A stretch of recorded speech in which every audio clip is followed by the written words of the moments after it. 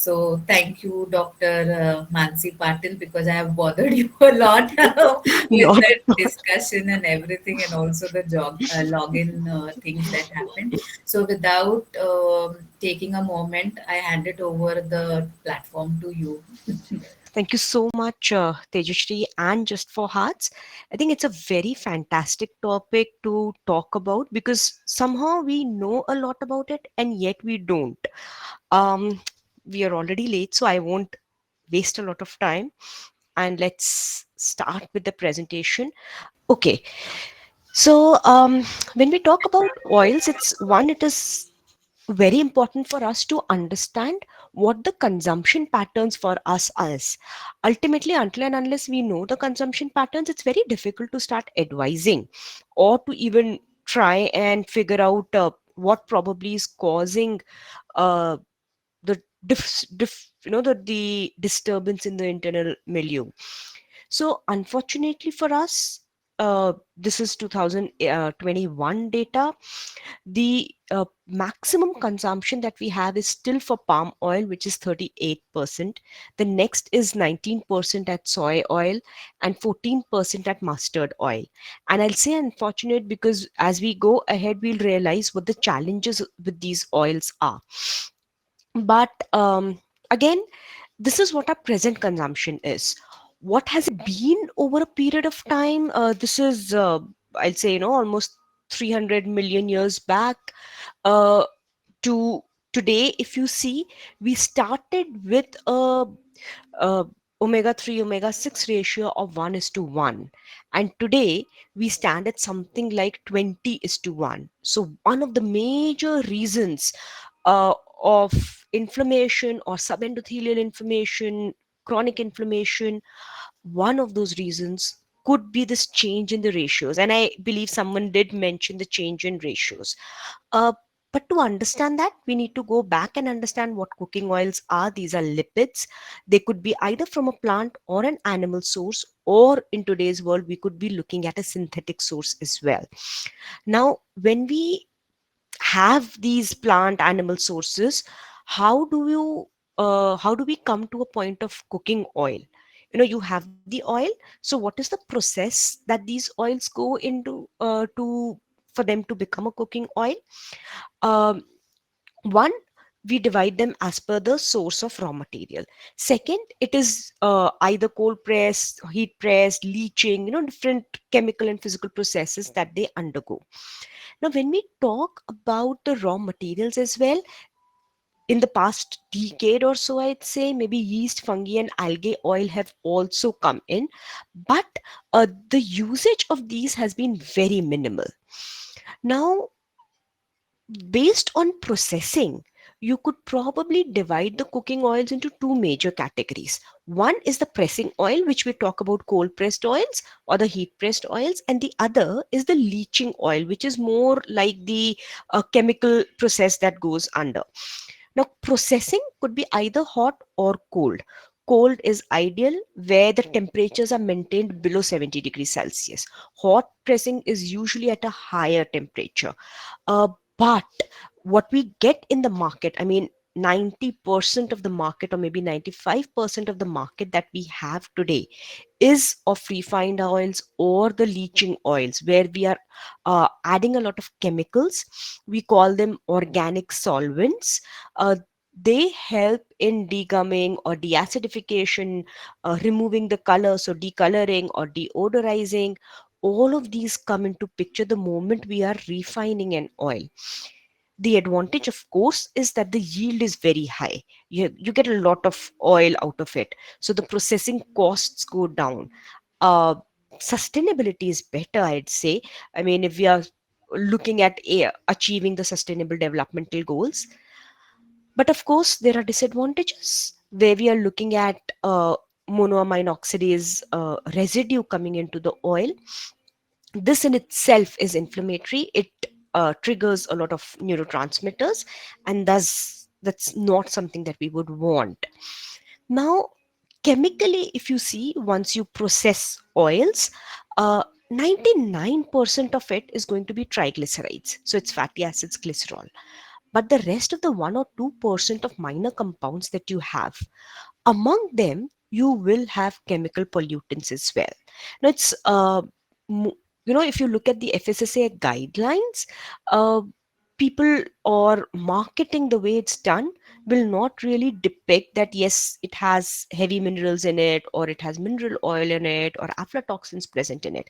But unfortunately, these undesired constituents, as we call it, do land up being there, especially once you are looking at refining oils.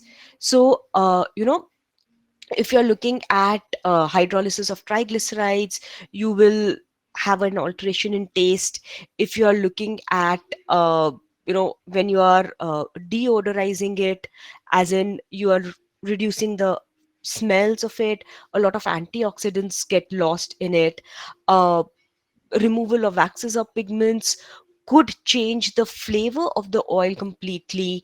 And these products, when you actually look at the whole fatty acid composition, you realize that yes, refined oil has its own disadvantages. I think universally we do understand that the moment we are talking about refined oil, it is not the ideal or the best suited type of oils. So when you're looking at refined oil, what we are really doing is a combination of both mechanical as well as chemical processes, uh, where we are looking at refining it, bleaching it, deodorizing it, as well as a lot of physical processes that goes in for refining the soil. So it's a combination of both. Usually the unrefined oils are where it's more of the physical process and not undertaking the chemical process. Now, with the refining of oil, like I said, there are a lot of undesired constituents that come into picture. This is a snapshot of the arsenic compound that was found in different oils. And this was these oils were tested from different places in Maharashtra itself. So the highest amount of arsenic and mercury were detected in rice bran oil, sesame, soybean, even groundnut oil. So I mean, if you go back and see the kind of diets that we have, or the kind of oils that we've been using, they are basically soybean, groundnut, and rice bran oil. And we've been, I think, a lot of people have been even promoting rice bran oils. Dr. Mansi, Yeah. sorry to interrupt. Can we Mhm. put the slides on the slideshow? The slides were on slideshow. It's not, slide is not changing, but it's Should I leave it as without a slideshow? Maybe, hang on, let me see. If I change the way I share my screen, uh, should I share my entire screen? Would that help? Yes, you can try doing that. So this is the slide I was talking about, where we are looking at the hidden challenge. Uh, Now, these reports are, even though they are public, a lot of us do not go back and read these reports. Uh, Almost 0.3% of the oils that were tested in Maharashtra had residues of pesticides in them. Tamil Nadu and Karnataka, where coconut oil consumption is higher, that is where the aflatoxin levels were higher. So the question probably that we come up to is refined versus unrefined. So maybe I'd say as a unanimously, as far as possible, be it economically, socially, system wise, an unrefined oil would be much better, because unrefined oils or virgin oils will undergo only one pressing cycle, right? They do not have the chemical processes coming into picture. So the beneficial effects would be that they have a higher antioxidant content in them, therefore they are more anti-inflammatory. They have higher antibacterial properties as well as antifungal properties. They are a richer source of antioxidants, vitamin A and E. Uh, Additionally, they could be used as massage oils as well. But if you look at refined oils, they are sustainable, they are economically accessible, they are easier to use, considering the Indian cooking, but they will contain inorganic preservatives. They'll have bleaching agents, and the side effects probably are much higher. Now, looking at different oils, let's say if we look at an example of refined and an unrefined avocado oil. Now, a refined avocado oil has a very high smoke point of almost 482 Fahrenheit, whereas an unrefined is as low as 375 Fahrenheit. Refined is much more shelf stable. So, again, the question of sustainability comes in, where we are looking at achieving zero hunger. It doesn't really have a taste. Uh, it has undergone a lot of chemical processing, and therefore the antioxidant levels are lower. But for an unrefined, it is only mechanical processing. So a single press is what they undergo, and therefore the antioxidant levels are higher. But again, the shelf life comes down drastically. And the moment the shelf life comes down, um, they will become rancid much more quickly. Thus, when you are looking at which cooking oil is to be used, I think it's important to see, uh, one, like I said, the economics that you're looking at. Second, to look at what the purpose is and what the chain of usage is going to be.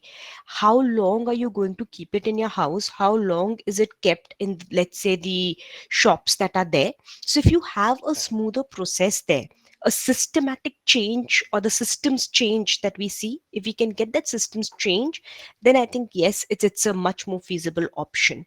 So smoke point again is something that we all are aware of. I think as practicing dietitians, we've been talking about this repeatedly. The smoke point varies very hugely from as low as 250 Fahrenheit to about 500 Fahrenheit. The quality of the oil, or the type of high heat that we are using, how much air does the oil container actually have? Is it a vacuum packed container, or you have access to air in it, will all impact the smoke point, as well as the purity of the oil. Higher the purity, lesser is going to be the smoke point. And if you look at a very easy chart, if you are able to identify the smoke point of different oils, you can actually figure out where to use them, which oils to use where. So if you have a very high smoke point, let's say you're looking at most of the refined oils, maybe the only refined oils which unrefined oils would be safflower and canola, which have a high heating point. Thus you can use them for frying or broiling. Whereas when you want to saute something, you're looking at medium heat. So sesame oil, which is refined, or you could be looking at grapeseed oil, avocado, which is unrefined, or the different, or the all the other vegetable oils that are there. If you're looking at very gentle sauteing, that's where you can use most of the unrefined oils. This is where it comes into picture. And hemp seed oil, which is been introduced very recently, is something, it is anti-inflammatory, a higher anti-inflammatory action as compared to olive oil as well. But if you want to use it as salad dressing, as just as a salad oil, without any processing, without any heating, that's where go in for the lower smoke point oils, which are almond and flaxseed oils. These are the unrefined oils. So if you're looking at olive oil, it has medium to high smoke point, but a lot depends on the quality. So if you look at pomace olive oil, it has a higher smoke point. If you look at extra virgin olive oil, it has a much lower smoke point, and thus it becomes good for dressings of, if you're looking at pomace, then probably you can look at frying. But olive oil is not native for our country, at least India. I mean, for the ones who are practicing in India, it's not really native. Does I'm not sure if you only for salad dressing, if you want to go ahead and buy an olive oil. Traditionally, again, salad dressings in India, we do not.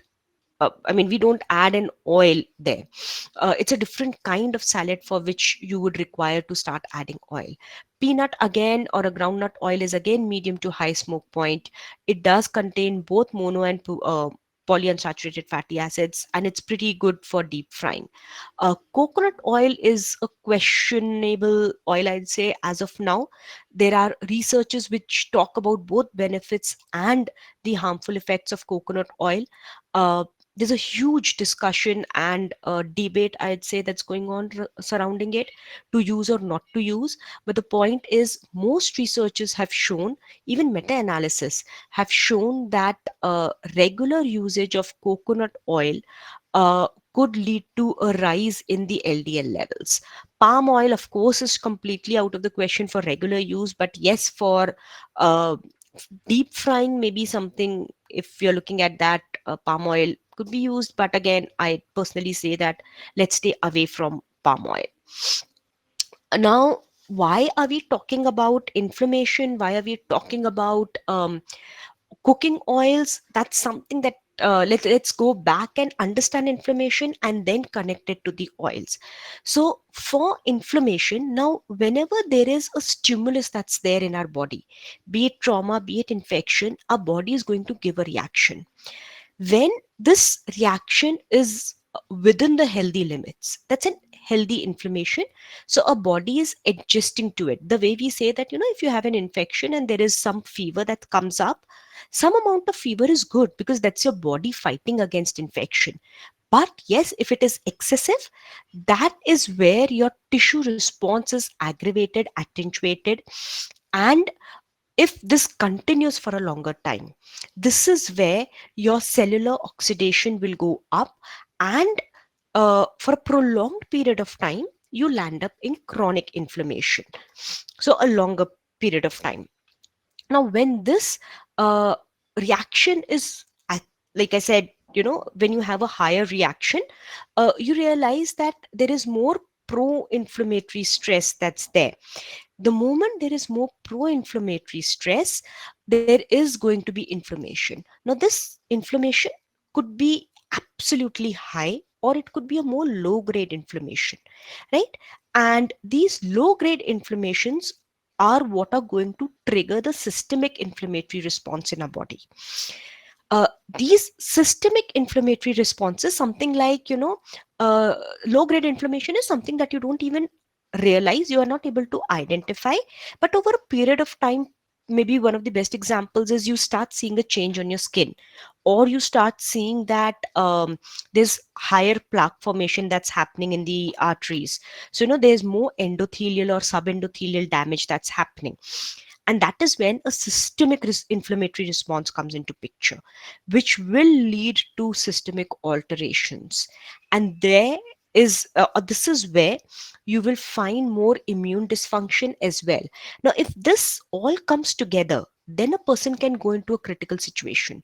But if it is a low grade reaction, that or a response that carries on in our body, we are still looking at a chronic inflammation or a low grade inflammation.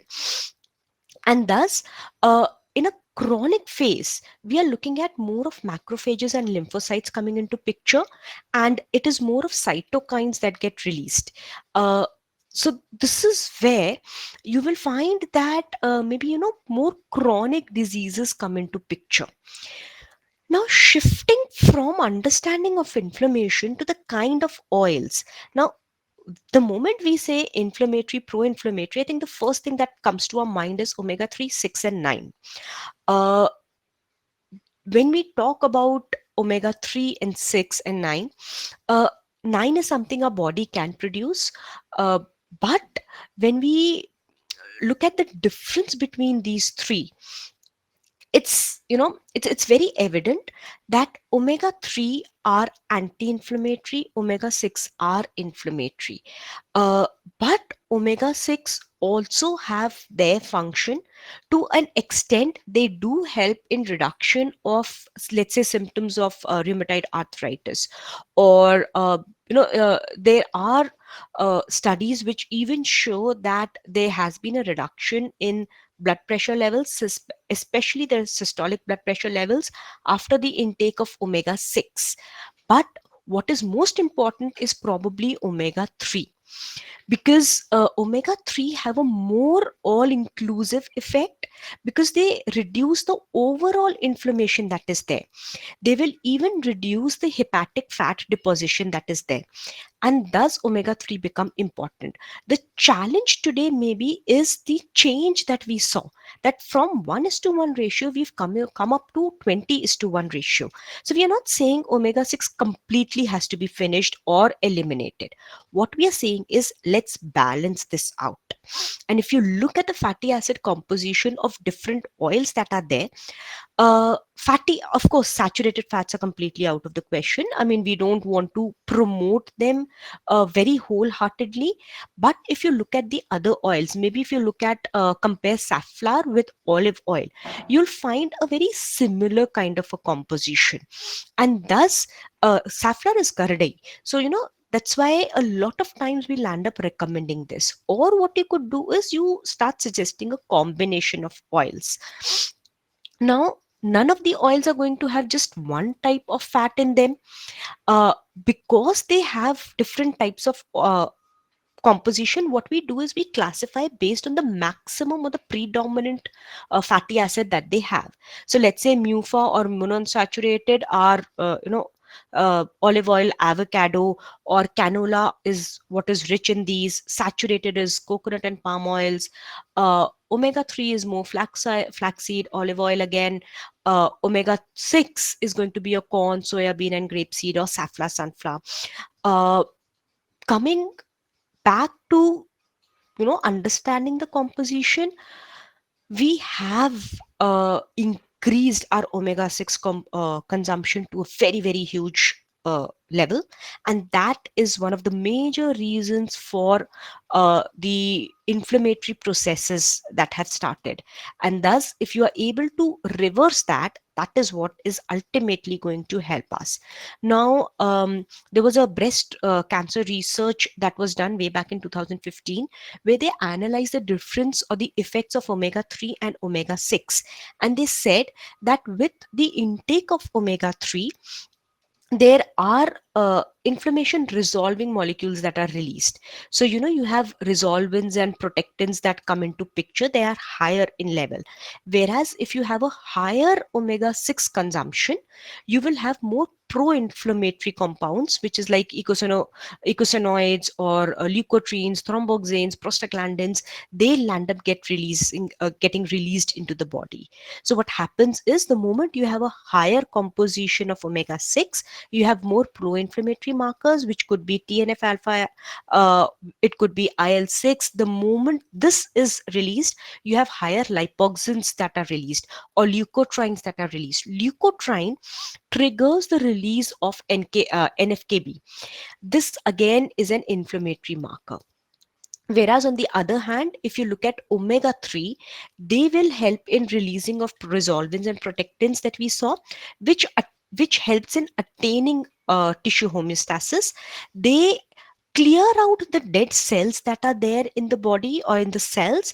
They reduce the endothelial activation that has happened. So endothelial means the blood vessels that are there, the inner layer of the blood vessel, they become more reactive, and this reaction is reduced by omega 3. uh, Therefore, they will have a more anti-inflammatory effect. Omega 9 also help in reduction of TNF alpha and IL-1 1 beta.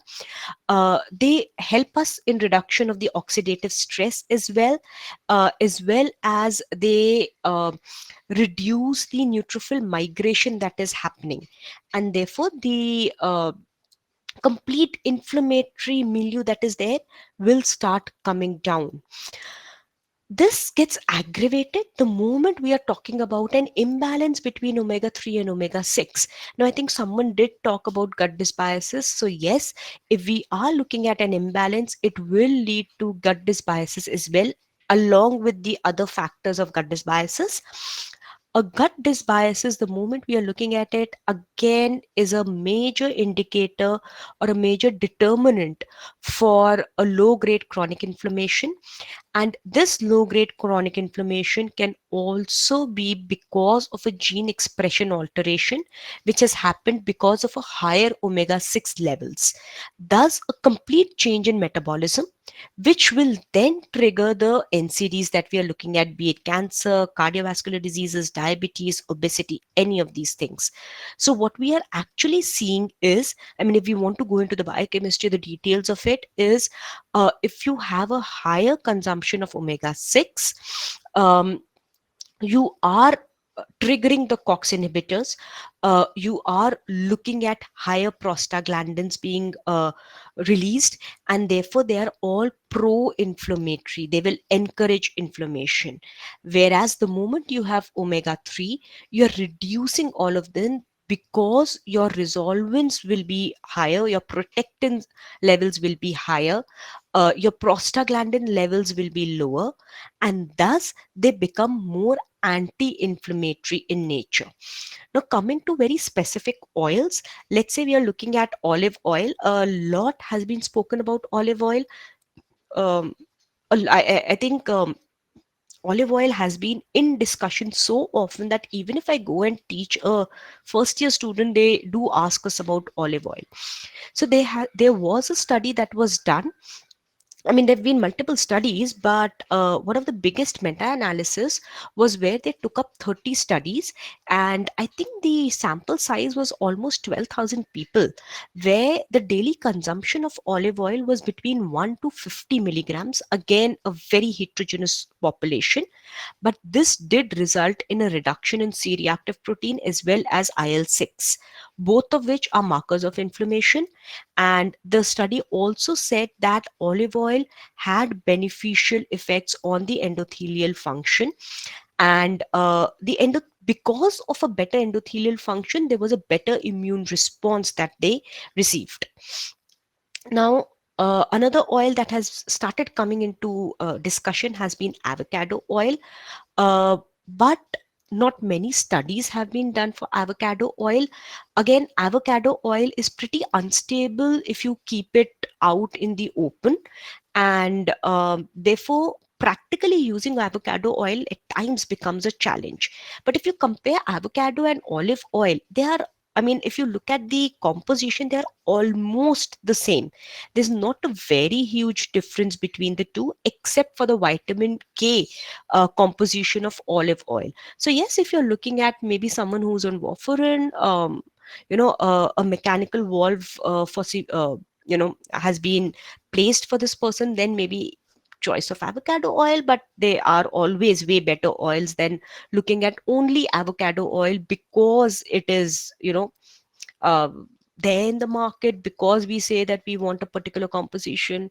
uh, that gets us to flaxseed oil, which is maybe more, I'd say, as compared to avocado and as compared to olive oil, I'll say this is much more native to us. um, but again, it should be used unrefined, not to be heated. It requires a very typical storage in a dark bottle, cold place. You can't store it for a very long time, so the shelf life again is very low. But yes, it does have a higher PUFA, omega 3 basically composition. And if you look at the flaxseed oil itself, it's almost like 60% of omega 3 is what it will have. So yes, it is maybe we are looking at a much better oil here. I think this is what Tejashri was talking about, the consumption of coconut oil. So again, like I said, there's a huge debate, but all meta-analysis that I could come across, they have all said that it is neutral for inflammation, but it did raise the cholesterol levels. Again, I think we go back to the FSSAI study, which said that the levels of aflatoxin have always been high in coconut oil, and as high as 16% of the samples of oil that were collected, especially from Karnataka and Tamil Nadu, this is where the aflatoxin levels are high.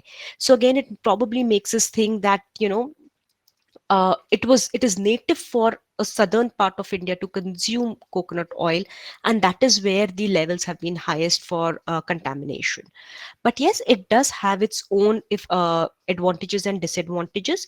It could be a trigger for allergies. It could completely sort of disrupt the liver fat metabolism, and it could burden the intestines much more higher because the saturated fat content is much more higher. uh, but it has its own benefits as well. There are certain researchers which say it controls cholesterol, but these have been very small researches, in very small pocketed areas, and none of the meta-analysis say that the cholesterol levels can be managed with coconut oil. um, so if you look at what happens if you heat up an oil, because ultimately Indian cooking, we will heat up oil. I doubt if we can make you know uh, if we can sort of make any sabji without heating up oil or without giving a tadka itself is very healthy. But yeah, I mean, if you repeatedly heat oils, then yes, we are looking at a lot of inflammatory responses coming into picture. Therefore, use of used oils is completely out of the picture the moment you're looking at looking at heating virgin oils also.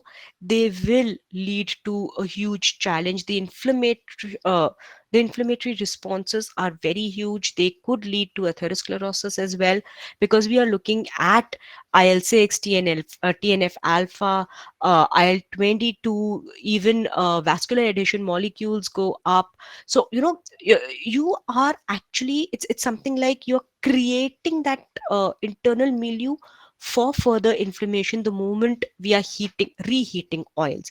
So of course reheating goes out. One of the reasons for inflammation because of oils could also be that the moment you consume a very high omega-6 oil, or you consume a completely refined oil, these refined oils, when they go into our intestines, they promote the uh, you know they promote gram negative bacteria in the intestine itself, and this gram negative bacteria further leads to endotoxin production, and thus a higher level of oxidation comes into picture. Now these all of this data that we see uh, have suggested that oils or a very fat rich diet could induce inflammatory response. We do have exceptions. Let's say the Japanese population, or you look at the Crete population or the Inuit population in Greenland, where they've been consuming a high fat diet, but the levels of cardiovascular diseases at least have been pretty low for them, one of the lowest in the world. And that has been attributed to a single factor, being that their EPA consumption has been very high. So even if the fat consumption was high, the EPA within it was very high, and that landed up being cardioprotective. Saturated fat, again, we do not want to promote a lot of saturated fats, because ultimately we are looking at leptin or insulin resistance the moment we have excessive saturated fat intake. So what omega 3 would do is it would help in dyslipidemias. It has an anti-arrhythmic, anti-thrombotic, as well as anti-hypertensive effects. Um, it reduces the plaque formation itself. It is of course, I mean, it is anti-platelet aggregation as well. But apart from these factors, it does help with colitis or or the gastric or the intestinal inflammation that's there. Now if you really want to go in for frying, so for frying, again, go back and see what the smoke point is. Generally we are looking at a temperature range of 150 to 190 degrees Celsius of frying. Therefore the best options will be probably safflower, soybean or sunflower oils. This The challenge is that the moment you're frying, there's a lot of smoke that gets produced as well. And this smoke will have acrolein and acrylamide in it. The moment a person who's cooking inhales this, that again leads to a lot of inflammation and irritation. So it's not just the consumption of oil that could trigger the inflammation, it is the other factors as well. If you're looking at sauteing, then maybe middle, the remember the second stage that I showed you, that which have a medium smoking point, is something that you could look at. Baking, yes, again, maybe canola could be used, but sunflower maybe is one of the best for baking as well, but you will not get the same kind of result with sunflower. Thermal oxidation is something that we talk about, because thermal oxidation is what will determine the stability of cooking oil. Now, thermal oxidation, one, is with respect to where the environmental temperature. The other major component of thermal oxidation is how are you heating this. So the moment you heat up an oil, the vitamin E composition or the antioxidant composition will go down. So yes, by default, they become more pro-inflammatory. But what we've also seen is that temperature matters a lot. The environmental temperature also contributes greatly to this. Because if you're staying, let's say, in a very cold region, let's say you're staying in Greenland itself, the kind of oils that you use here would be different, because the effect of thermal oxidation, let's say, will be much more minimal as compared to a temperate condition, like temperate area like us.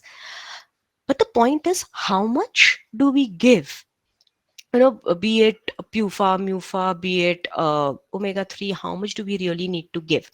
Now, there are multiple guidelines, but all of them land up saying the same thing, that if you want to, I mean, a balanced diet is what we need to prescribe. This will also help in reduction of inflammation, because you're giving a balanced diet, you're giving a more coarse diet, you're giving a more unrefined diet, less processed food items, less of preservatives go into the body. And this is where you're giving less than 10% of saturated fats.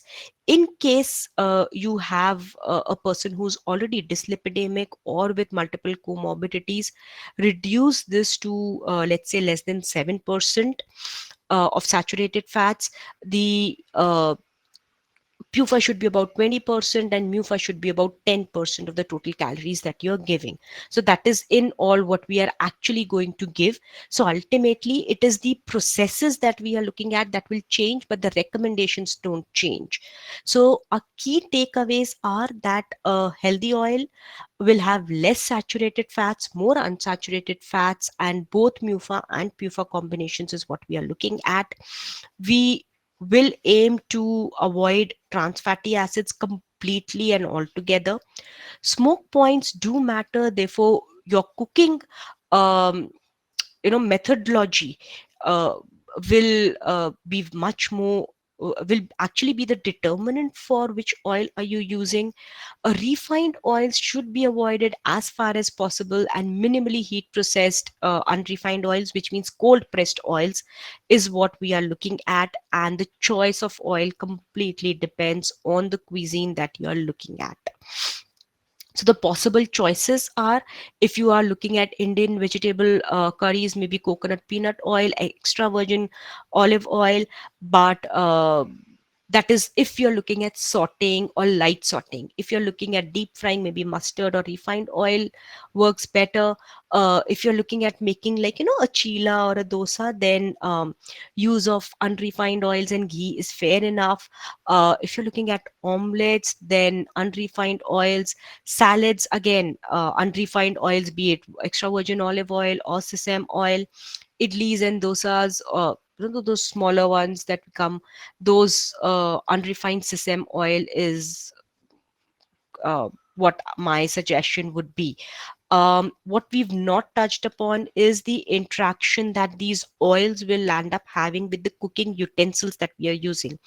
So if you are looking at if you're looking at using Teflon coated the Teflon coated utensils, then yes, the interactions are much more higher, and so that will cause inflammation. Teflon itself, that is not the non-stick that we use, so they itself, the that Teflon itself is pro-inflammatory. You add the oil to it, it becomes further inflammatory.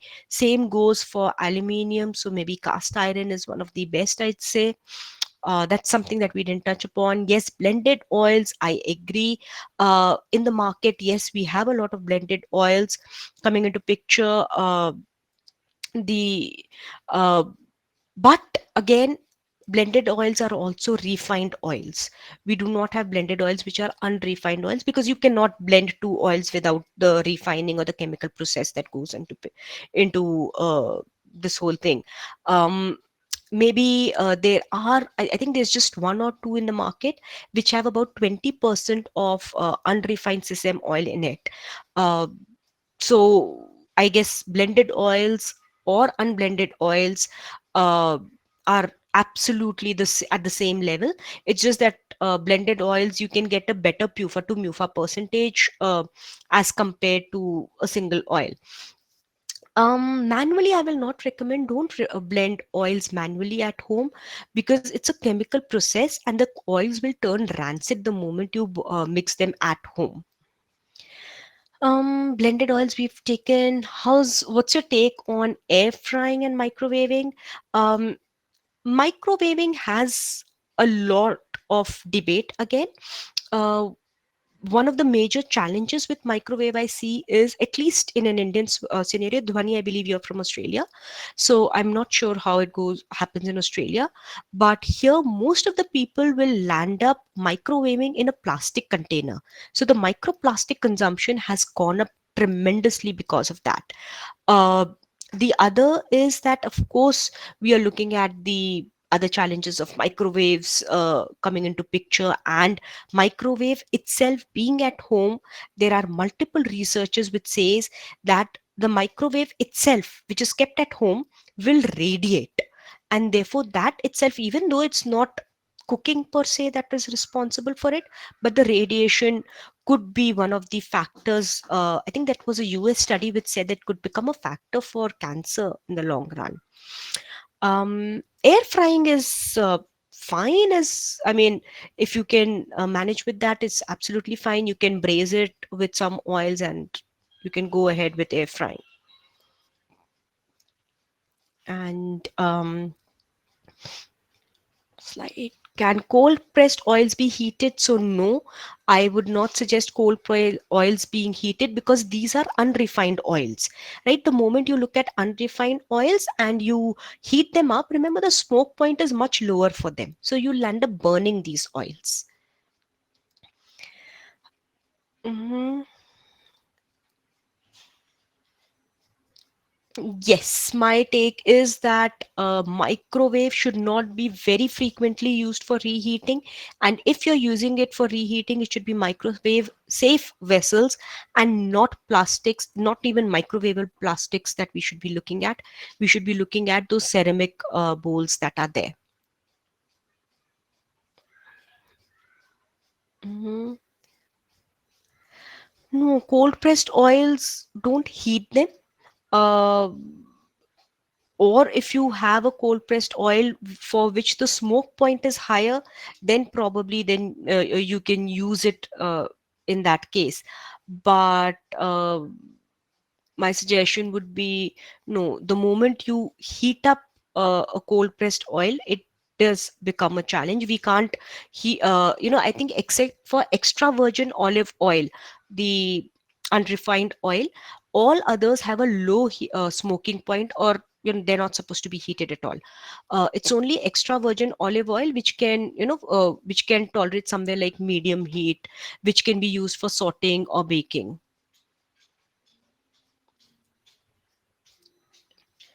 Mm, Ghee smoking point is very good. So yes, you can use ghee if you're looking at ghee for uh, giving tadka. I agree completely. But again, the challenge is ghee has higher saturated fat. So if you can adjust it within that 7% of or 10% of saturated fat, then absolutely. Mm, and gives out more smoke more quickly than MCT is again coconut oil is what we are looking at. So the challenges is what we've already discussed when we look at MCT. Uh, Coconut oil, major challenge being that it has more saturated fats. Yes. Okay. Yasmin, that was a question I was wondering, because when I got this whole presentation, at the end of it is like, so what do we recommend? So like I said, if socio-economically uh, you're looking, if it is feasible, then go in for unrefined oils, go in for cold pressed oils, reduce reduce the use of oils minimally in cooking. If you have to, I will not say deep fry. If you have to give tadka, then use something like safflower, sunflower oils. Fair enough. The adulterants are lowest in them. The you know uh, antioxidant is almost similar, but yes, you can use those oils. And rest is, I think that's what it is. And if you are um, if you're I mean, if economically it becomes a challenge, which honestly it is, if you look at the cost of these oils, uh, then go in for, like someone Smith has just suggested, go in for rotation of oils, or go in for those blended oils. They're all the same. The rotation of oils should be pufa and mufa both. So I would generally suggest something like safflower, sunflower, rice bran, and again, safflower, sunflower, rice bran is something that you can look at. That's perfectly fine to, you know use for oil. Again, the moment you refine them, the smoke point will be higher. So yes, you can use any oil absolutely anywhere. Generally, we don't use even refined rice bran oil for deep frying, but maybe safflower, sunflower for deep frying is perfectly fine. um One, ghee is not very rich in omega-3 fatty acids, but I will again go back to the TLC or the AHA or the IDF guidelines, right? Or go back to the basic RDA as well, which talk about the amount of PUFA MUFA that we need to give. If you completely replace, it is not going to work out. So it has to be a balance of all of these. Maybe a half to 1 teaspoon of ghee a day is fine if that fits into your caloric intake, but don't replace it completely. You will go overboard with the saturated fats in that case. Fish oil supplements. Okay, I had not touched about supplements because we were looking at cooking oils. So one, my question has always been, why do you want to take a supplement? In case we are looking at, uh, let's say, endothelial dysfunctions, so the research says that it's only EPA taken independently that will help in reduction of CVDs or endothelial dysfunction and reduction of platelet aggregation. The moment you have EPA and DHA together, it does not give you the benefits that you are expecting it to have as omega 3. Most, as in, no, I won't say most, all the supplements that are there in the market today, they are all a combination of EPA and DHA. So even a high dose of 2 grams of EPA given with DHA has shown that it has no cardiovascular benefits, or any inflammatory benefits as well. uh, but EPA given independently, so the studies, reduce it study and all, where ecosapent was given, which is EPA given independently, almost 1.8 grams of EPA, I think, was given here. That is what showed a reduction. So giving supplements, I don't think it will have an anti-inflammatory benefit. At least the researchers have not, none of the researchers have shown. There are only two researchers which show that EPA DHA, EPA has benefits. One is reduce it, and the other is the jelly study. Uh, there's no other study which has shown a benefit. Through the diet, please give EPA DHA, but as a supplement, Amina, I will not suggest. Again, rheumatoid arthritis, if you want to give omega 3, then why are we giving? Anti-inflammatory, right? And if you're giving only EPA, that is what is going to give you anti-inflammatory benefits, not a combination of DHA and EPA. And we don't have pure EPA except for one pharma company which did the reduce it study. So that's again a very huge challenge. Nope, Tushima,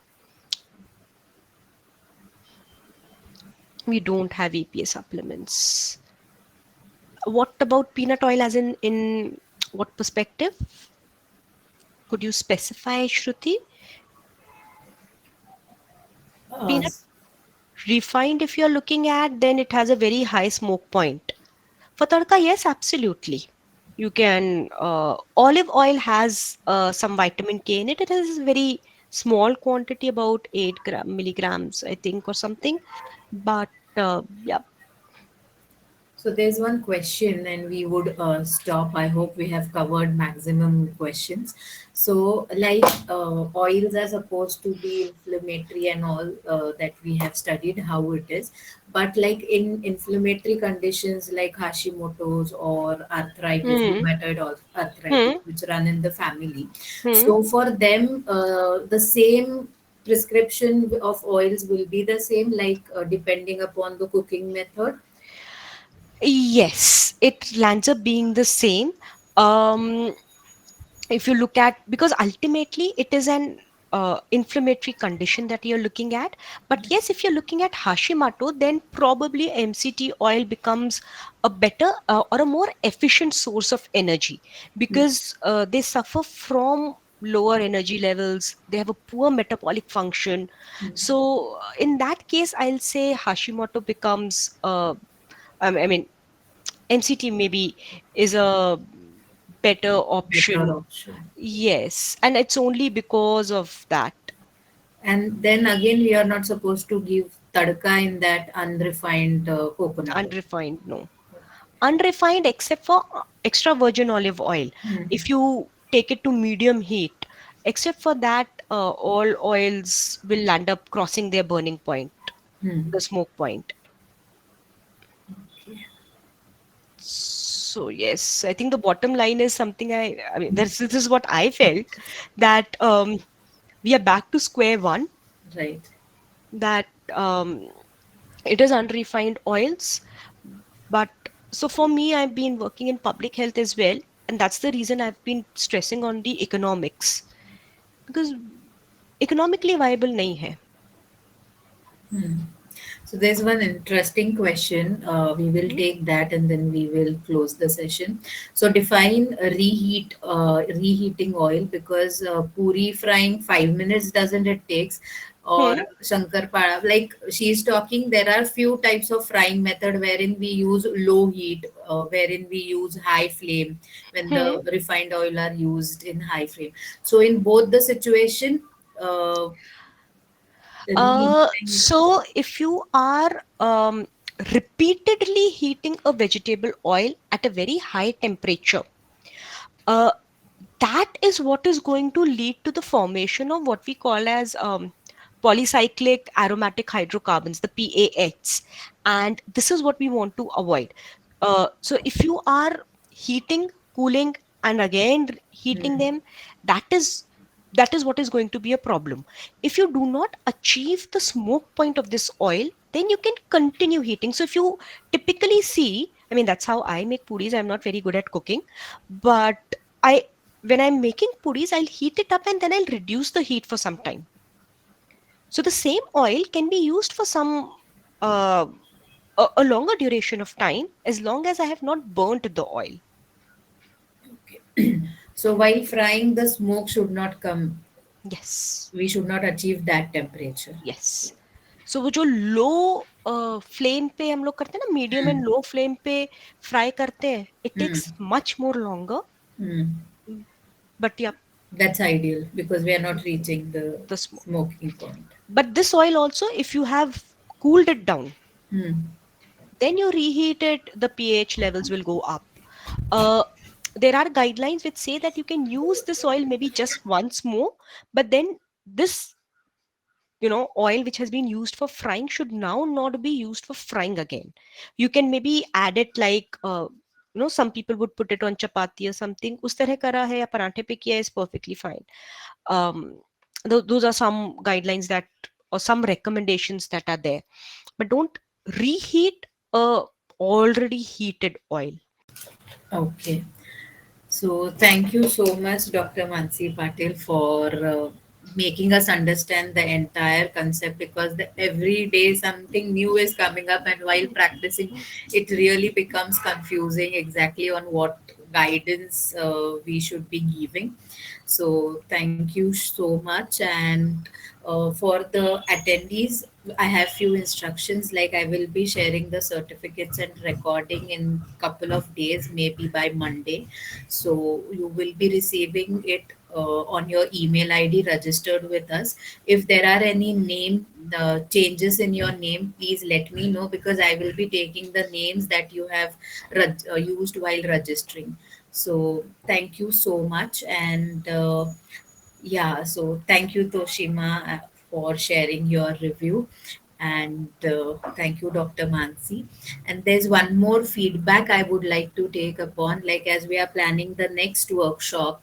So we are a bit confused. So I would like to know that whether you all are interested in knowing about reversing PCOS, or knowing about the diets which help in weight loss progressions. So just take out 5 minutes and let me know which topic interests you more, so that we can plan the upcoming session accordingly. So the two topics is reversal of PCOS, and second is progressing diet during weight loss, for weight loss basically. Yes, Preeti, you can mail the questions. I will share the link. So I will take the review as well on the group. So thank you guys for joining. Thank you, Dr. Mansi Patil, and we are grateful for all the cooperation that you have shown during the login process.